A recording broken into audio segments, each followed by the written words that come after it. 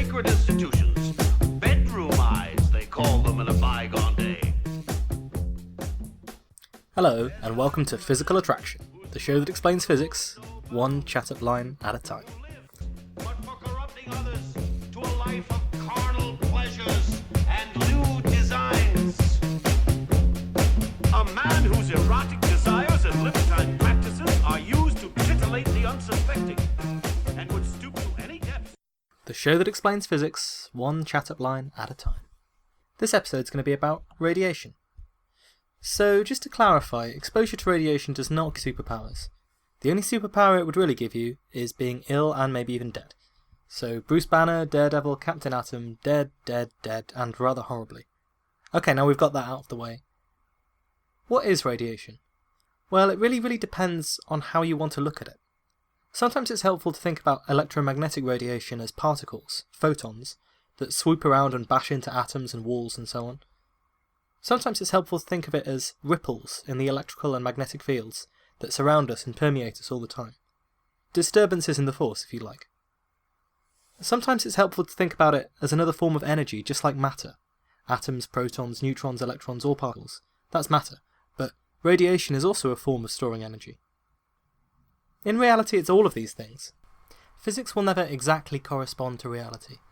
So when someone says something like, electromagnetic radiation is made up of photons, and these are like little billiard balls that fly around and hit stuff. It's a useful description sometimes, and can help us understand sometimes, but it's incomplete. And that's okay, because a complete description is probably beyond the realms of human comprehension anyway. We need our analogies to guide us through the world of physics. One thing we can be pretty clear about is that radiation is a spectrum, and that spectrum depends on the wavelength of the radiation. The longest wavelength of radiation is radio waves. Then anything from about 100 centimeters to about 0.1 centimeters in wavelength is microwaves. Anything smaller than a millimeter but bigger than 700 nanometers is infrared radiation. Now a nanometer is 1 over a billion meters, so it's a very tiny unit of measurement. So that bit of the spectrum that's between 1 millimeter and 700 nanometers, that's infrared radiation, and that's the bit of the spectrum that we feel as heat.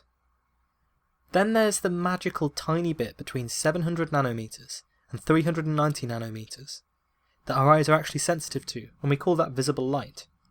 So at the long wavelength end of the spectrum, you have red light, and then at the short wavelength end of the spectrum, you have blue light, and everything else in between. Then, if you get even smaller, UV, X-rays, and anything with a really tiny wavelength are gamma rays. As the wavelength goes down, energy goes up. So the gamma rays are the most energetic, while the radio is the least energetic. But it's important to remember that these subdivisions are totally down to us humans, as in they're completely arbitrary and convenient to us. There are all kinds of ways you could subdivide the scale if you wanted to. But in reality, it's just one continuous scale. It's all electromagnetic radiation, and we've chosen to kind of split it down the middle in some convenient ranges, and the exact middle range is just the tiny range that our eyes are sensitive to, that we can actually detect.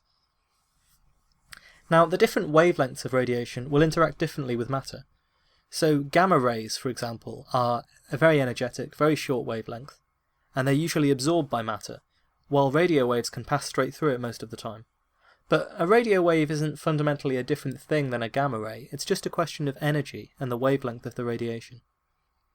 So you can talk about discovering radiation, and Pierre and Marie Curie are rightly praised for doing that, but what they really discovered was the bits of the radiation that we couldn't already see. But what does it mean to say that radiation is emitted or radiation is absorbed? How does it get made? How does it get destroyed?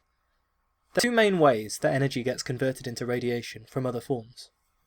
One is when matter collides with antimatter. We won't be dealing with that so much today because I think there's a whole episode in antimatter that we can get into. But when that does happen, a matter particle can collide with an antimatter particle. They annihilate each other and two photons get produced. So the energy that used to be in the matter is turned into radiation. The other way is via interactions with matter. So one thing we know about electrical charges, like the charge on an electron or a proton, is that when you accelerate them, radiation is produced. One way to think about this that I think is kind of helpful is the following. So imagine you've got an electron. We know that it has an electric field around it. In this field, it pushes away negative charges and it pulls in positive charges. the negative charge on the electron means that it will push away negative things and pull in positive things. So we can imagine, to help us, the field lines that spread out from the electron like the spokes of a wheel, and that's what Michael Faraday imagined when he came up with the idea of fields. Now imagine wiggling the electron back and forth. All those field lines have to point at the electron even as you change its position. But special relativity tells us that no information can travel faster than the speed of light, that no information can travel faster than the speed of electromagnetic radiation. There's going to be a relativity episode soon as well, so hopefully we'll get onto this then. That means that a long, long way from the electron that you're wiggling, the electric field can't know that you've moved the electron. Otherwise, information has travelled faster than the speed of light. So the information about the fact that the electron is changing position has to travel outwards, like a ripple, at the speed of light. And that, basically, is your electromagnetic radiation. So you can have this amazing picture when you're looking at a sunset, or someone cute, or a garbage can full of rubbish. You're actually receiving, at the speed of light, live, up-to-date information about wiggling electrons. That's what's bombarding us all the time, even when we close our eyes. The more energetic the process, the faster you wiggle the electrons, the greater the frequency of the electron's vibrations. And that's basically how electromagnetic radiation gets all of its different frequencies and its different wavelengths. The wavelength times the frequency is always the speed of light. So if you have a bigger wavelength, you have a smaller frequency, and if you have a bigger frequency, you must have a smaller wavelength. And so it'll have more energy if the electrons are wiggling faster, and if the frequency is higher. So this simple picture of wiggling electrons, and the time that it takes for that information to spread out across the universe, can actually explain quite a lot about how radiation works. So in atoms, the electrons are held in energy levels, and because of quantum mechanics, these are discrete energy levels. This means that the energy can only have certain values, and that the gaps between energy levels have certain fixed values too. It's kind of like the rungs on a ladder. An electron can't be halfway between a rung, it's got to jump straight down from one to the other. But this isn't a very good ladder, because the gaps can all be different. If a photon hits the electron, it can tickle it just right to give it the energy to jump up to a higher level, going up one rung on the ladder. And then, after a while, the electron will wiggle its way back down into the ground state and release a photon again. So this is why objects have different colours depending on what they're made of. It all depends on the energy levels of the atoms, which tell us how the electrons are going to wiggle, and that tells us what colour light they can absorb, and which colours of light will get reflected.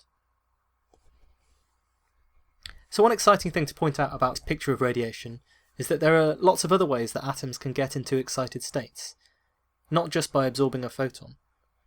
One of these is collisions with other atoms. And since everything that has a temperature has molecules that are moving around very quickly and colliding with each other, this means that everything with a temperature is constantly exciting some of its atoms into excited states. And depending on that temperature and how hard the collisions are, those atoms will emit different frequencies of radiation. So you're emitting radiation right now, sitting in your chair, because all of the atoms that make you up are constantly colliding with each other, they're exciting the electrons into higher energy levels, and then their electrons are wiggling down and releasing the photons of different frequencies. So you're radiating right now. It's just that it's all in the infrared, because that's what room temperature and body temperature correspond to. Unless you're on fire, in which case you might be emitting in the visible, but you probably have bigger problems. And this gives rise to this episode's chat-up line. Are you emitting thermal electromagnetic radiation in the visible spectrum? Because you look unusually hot. Yeah, I know. Restraining orders at the ready. So that's electromagnetic radiation, but things get a little bit more complicated. One of the issues that I think is kind of a bar to understanding science is the fact that a lot of the nomenclature, a lot of the terms and names that we use are quite historical, and we're stuck with them now, even though some of them are a little bit misleading from time to time. So, in the grand definition of things that were termed radiation, and things that are called radioactive, not everything that's emitted is electromagnetic radiation. Sometimes it's particle radiation. So if a nucleus, the centre of an atom made up of protons and neutrons, if a nucleus is unstable, there are various different ways that it can change to become more stable. Sometimes the neutrons and protons just rearrange themselves in the nucleus, and that way the configuration reduces energy, and the extra energy that's reduced is emitted as a gamma ray. That's what's called gamma radiation. Sometimes a neutron in the nucleus will turn into a proton and emit an electron, which is what's called beta radiation. And sometimes, especially if it's really heavy, the whole nucleus can just say, "Oh, for crying out loud," and kick out 2 neutrons and 2 protons, all stuck together. And that's alpha radiation. Now only one of those is a photon, only one of those is electromagnetic radiation, but they all get lumped together at radiation. And it's for historical reasons, really. When all of these things were first discovered, we knew that there were certain substances that must be emitting something, different kinds of particles, because we could see their effects. So for example, X-rays lit up the coating on some glass, and that's how they were discovered. And Marie Curie discovered types of radiation from some of the elements because of how it affected photographic plates. Later on, Rutherford realised that there was some radiation that could make it through longer distances of material than other types. And he called the stuff that was long-distance radiation that could get through lots of material, that's beta radiation. And the stuff that could barely make it through anything was alpha radiation. Now, we know now that this is because alpha has twice the charge of beta, and so it gets stopped dead by electromagnetic interactions more quickly. So, we knew that they were different, but we didn't know what the things were, and that's why we're stuck with this alpha, beta, gamma, even though we know that alpha is a helium nucleus, and beta is an electron, and gamma is a type of electromagnetic radiation. So, I think a lot of people get slightly concerned when you tell them that massive amounts of radiation are passing through their bodies all the time, 24/7, and that they're in a sense radioactive and emitting infrared radiation. But of course, this is where it gets confusing, because only certain kinds are actually harmful to humans. The difference, as you might expect, is one of energy. So some types of radiation are going to be strong enough to knock electrons away from atoms entirely, and we call that ionizing radiation. So alpha particles, beta particles, gamma rays, X-rays, and some UV rays can do this as well. An atom is electrically neutral. Its protons, which have positive charge, are cancelled out by its electrons, which have negative charge. So that means that if you put a big electric field near an atom, although the atom might rearrange itself, it shouldn't move too far. But when an atom is ionized, one electron is removed, and so it does have an overall charge. And this is what makes it harmful to humans, because once it has charge, it can start interacting via the electromagnetic force in a much more powerful way, and it can destroy chemical bonds, pull apart cells, and generally wreak havoc. So, this is what makes things interesting. You could stand in front of a massive radio wave generator, and it wouldn't make a difference. Even if there's loads of energy in the radio waves, because a single photon will not have enough energy to knock an electron away from an atom. And, because an electron can only absorb one photon at a time, if it's the wrong frequency of light and has the wrong energy, then regardless of how powerful the radio wave is, it can never knock that electron away. So no amount of radio radiation is going to be harmful to you, because it won't be able to ionize the atoms that make you up. An alpha particle source is dangerous, but alpha particles can be stopped stone dead by a piece of paper, so they're easy to handle. But the reason that an alpha particle source is dangerous is that those alpha particles do have the energy to knock away an electron from an atom, ionizing it. And although it can be stopped by a piece of paper, if you eat a source of alpha particles, it will kill you. This is exactly what happened to Alexander Litvinenko, the Russian dissident. He was poisoned by an alpha emitter, polonium-210, which was slipped into his tea, and there was nothing that the doctors could do. Getting into his life story is a whole other rabbit hole, but it's very interesting if you want some Wikipedia to trawl. Beta radiation is also ionizing, and that can penetrate quite far because it's not got as big a charge, but a thin sheet of metal should stop most of it. And we actually use this to our advantage, so people do. You can, if you want to make sure that a sheet metal is of a uniform thickness, you can stick a beta source on top of it and a detector underneath. And if you measure how much passes through, that can tell you how thick the sheet of metal is. Similar techniques are used to track leaks in oil pipes and so on underground. But a gamma ray source is ionizing and it's highly penetrative. So even if there are much less energy in the gamma ray source, which means that there might be fewer photons, the individual photons have more energy, and so it's much more harmful for you. And because the gamma rays aren't charged, it takes much more material to stop it. You need thick layers of lead or some other dense material to stop gamma radiation. So when you have things that are protected from radiation, the really big concern is this gamma radiation. And disposing of the gamma ray material is by far the most difficult part of the job for people who are dealing with nuclear waste from nuclear power plants. So here's a bit of a tangent and something that's always interested me. Nuclear waste is going to remain dangerous for thousands of years. And we have no idea what human civilization is going to look like in thousands of years. After all, no human single civilization or society has lasted for thousands of years. No language has lasted for thousands of years. As the predominant language spoken by the culture anyway. I guess there are still people who can speak Latin and Sumerian and so on, but they're not predominant. And so we don't know if in 1,000 years, 10,000 years, they'll speak the same language as we do now, if they'll even understand the same symbols. So as well as physicists, people who dispose nuclear waste are employing the services of psychologists and linguists. It's a question of how do you communicate a very simple message, please don't dig here and for the love of God don't eat anything, in a way that will remain culturally relevant to humans thousands of years from now. And it's difficult because, after all, when we crack open the pyramids, we don't understand or just ignore the many curses that say anyone who does so is going to be doomed. Indeed, if you go on too much about how dreadful it is, people will probably think you're hiding something special. That's one aspect of human nature that I don't think will change. We really hate doing what we're told. But what if some apocalyptic event means that future humans forget all about the nuclear waste that's been buried, and they forget everything they know about radiation? And so we can't even tell them, there's nuclear waste down here, and digging here is probably a bad idea.